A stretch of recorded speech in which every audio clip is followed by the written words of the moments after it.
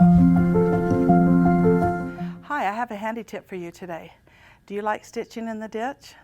I love what it does for a quilt. Sometimes it's kind of tedious, but it does so much for a quilt. So let's zoom in on this little quilt here. And I've stitched in the ditch in all of these seams. And by stitching in the ditch, it has defined this part. So it gave it a little frame, and it defined this part. It even defined this little part here. Has no quilting in it, but it has defined that.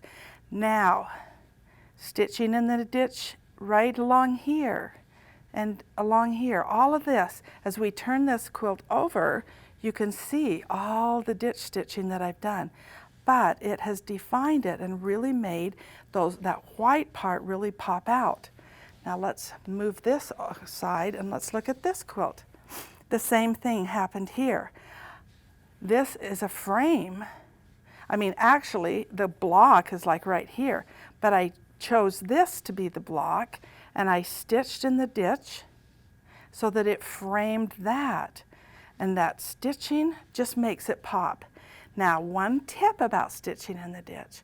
I like to shorten my stitch length so that it really buries inside the ditch there. Now, when you shorten your stitch length, if you have to unpick, that means that it's a little harder to unpick. But I prefer to shorten that stitch length and make it really bury in the ditch.